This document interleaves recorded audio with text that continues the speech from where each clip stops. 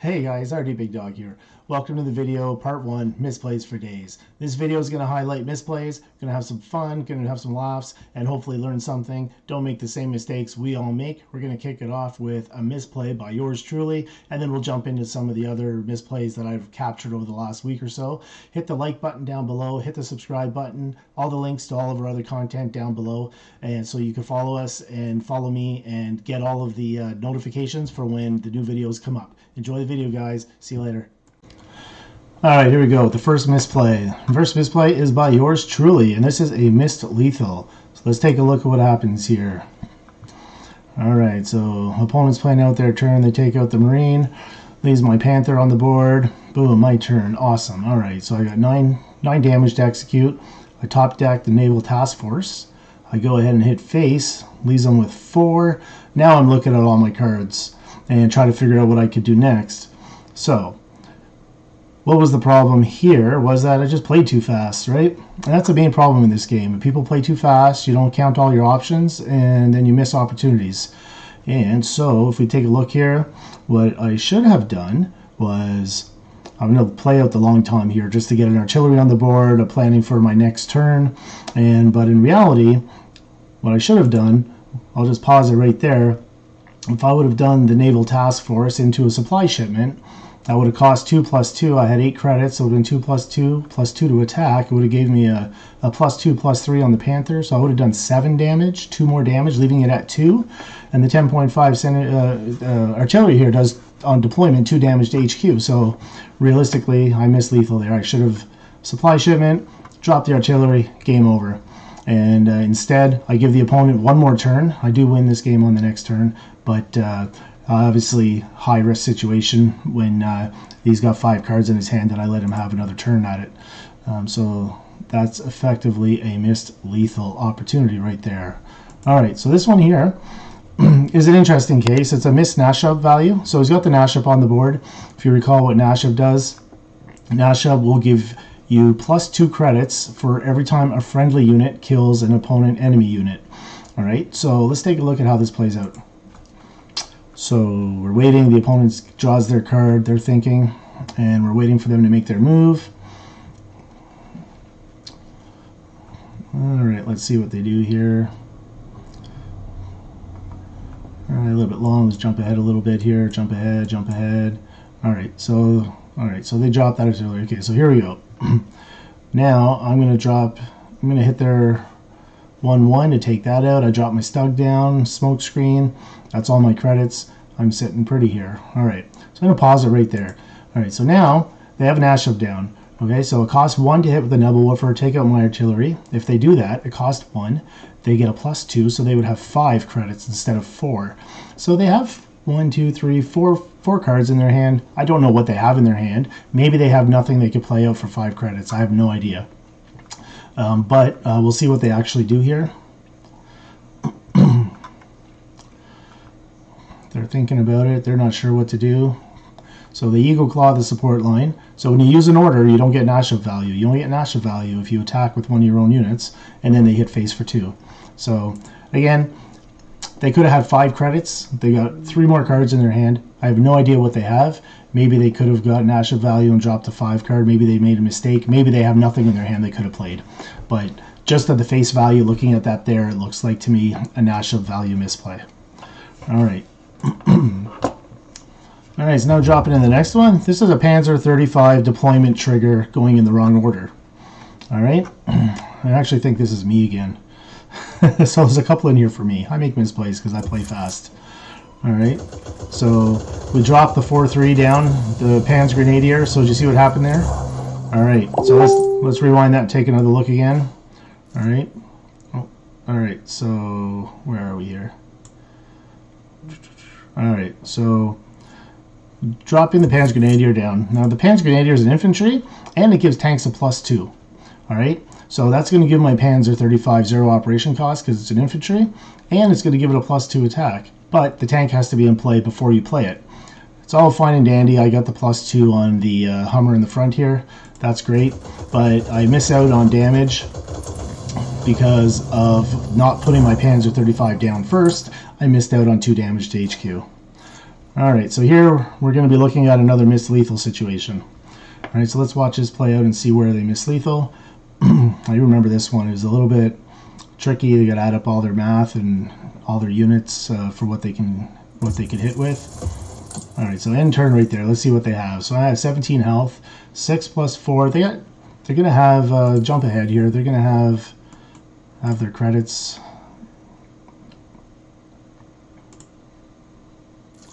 Boom, there we go. So they got the 10 credits, and so they can hit for 4, 10, 14, 15, 16, 17 damage exactly, and it would cost 1, 2, 3, 4, 0, 5, 6. So for 6 credits, right now they have lethal. They don't do that math and add it up. They're too focused on trading. They see my big units go down. It happens to all of us. I do it as well. I get in the zone, that tunnel vision. But it's always the first thing you should ask yourself every turn: can I win the game? That's the whole point of the game, right? You want to kill the HQ and try to win the game. So if you can win the game, win the game. Don't waste time. Don't stall it out. Don't think that you have an advantage in any way, because that could be taken away from you with one top deck. So in this case here, we'll just see what opponent actually does. So I'm thinking, all right, they definitely have lethal at this point. Game over. But no, he hits the Spitfire, takes it out. Okay, that's fine. And they move on to go ahead and hit the HQ there with the Surrey Regiment. Drops an artillery down. They go on to win that game anyway. I do lose that game, but they could have won one turn sooner. All right, this one here is an interesting one. This scenario here, I call it the greedy play. And it's always the question of, when do you hit face? When do you continue trading value on units? When do you have that upper hand where you could ignore units on the board and just hit face? You know, it's a fine-tuning, sort of comes with instincts and experience playing. But in this case here, let's just watch this play out. It's a bit of a longer clip here. And you'll see that, you know, I have some big units on the board here. And in this particular case, we'll see what decisions the opponent makes. All right, so he's got the hands coming down, and I'm thinking he's going to hit the FW, but no, he goes face. All right, so he goes face for 5. All right, this is a standard card, so he can have 4 of these in his deck, and so I'm thinking, okay, he went face. I have 13 left. Maybe he has all of them in his hand right now, and just one turn after the other, I'm dead, right? But I was able to take it out with my FW. I push out my Lancashire, and I drop a Spitfire. All right, so let's see what opponent does now.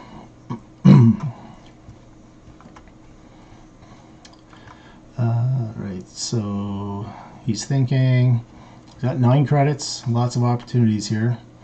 Full hand of cards. There's the hand there, showing you there with the 5 cost, 3 blitz. So for 8 credits, he can do another 5 damage. And there's the second one.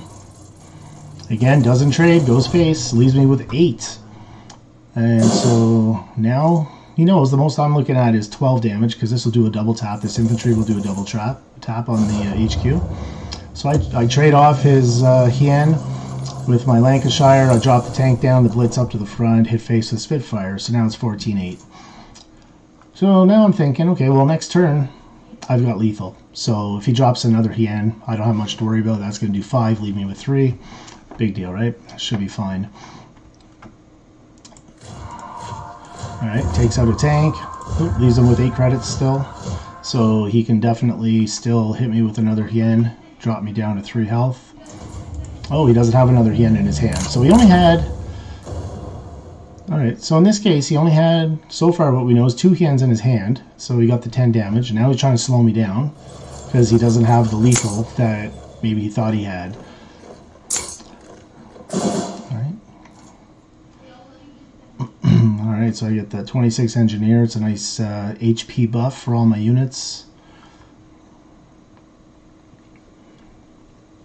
So I think the lesson here from this match is, you know, when there's a board like that and you don't have board control, the opponent has board control, and you're dropping units, the face race is legit. It's times where you just have to do it, but in this case, he probably would have been better off trading to try to extend the game a little bit. Now, the FW case, I ended up trading into his FW, so I paid my credits to trade instead of him paying his to trade. So it's debatable, I guess, in some cases, but definitely on that second Hien, he was not really in a position to push face damage when that board was just so dominant. He really needed to start taking control of the board by killing my units. All right. Jumping ahead here.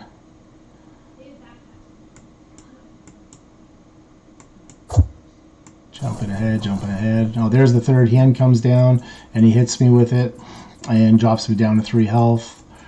Too little, too late, as I got a Spitfire and a Panzer down there. The Panther's they're gonna go and hit face for lethal, obviously. And here we go. So we couldn't clear the board at this point, and now I have lethal on the board. Game over. So it's a question. Was it greedy? It looked greedy to me. I'm not sure if I would have played that way, but again, looking at the cards he had to follow up with were all pretty lightweight cards. So maybe he just didn't even have what he needed to counteract that. All right, so here we go with the last one here. This one here is the Stranglehold play, and this one here is very interesting to me. So this is in the draft.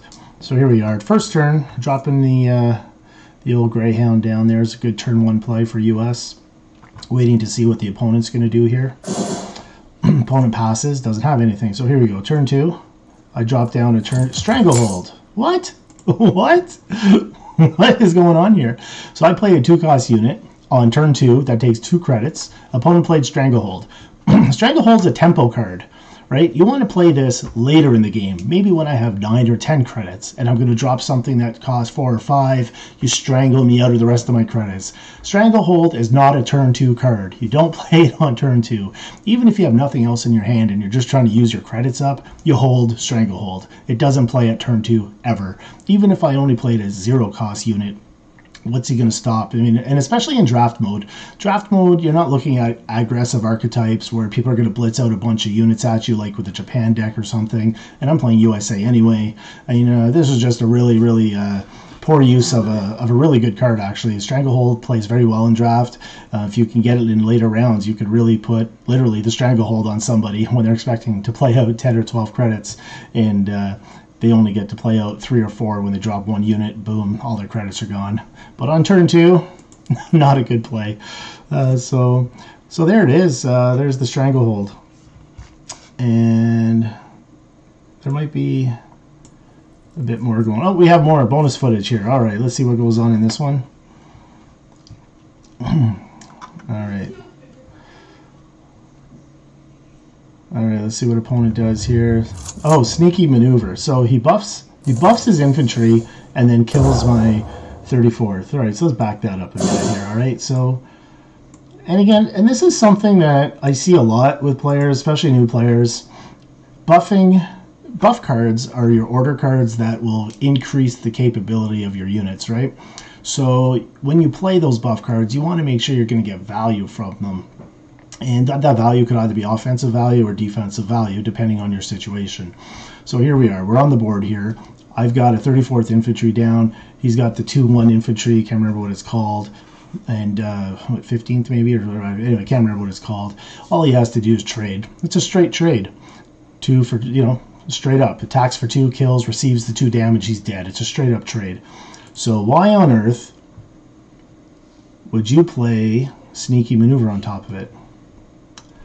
It doesn't, okay, so what does this do for you? You're giving plus 2 attack to a unit that has 0 cost. So if I remember, this might have been a draft game. So maybe the only benefit of the doubt I can give the opponent in this case is if they already know that this is the only 0-cost unit they have in their whole deck from a draft, then okay, blow it, get rid of it. It's going to be gone anyways. It's a brick otherwise, so just use it, get rid of it. But otherwise, there's really no logical explanation as to why you would do a sneaky maneuver in this particular case at all to buff and attack something that you already had covered. It seems to be a senseless buff. So let's give the opponent benefit of the doubt. Maybe that was the only 0 cost they have in their whole deck. All right, perfect. All right, well that's all the footage I have for the misplays. So I hope you enjoyed that, and if you did, please remember to drop a like down below and subscribe to my channel so that you can get the updates for when I upload the next part of this series. I'll keep bringing you the Misplays for days. As long as people keep making mistakes, I'll keep having videos for you. All right, thanks a lot, guys. I'll catch you next time.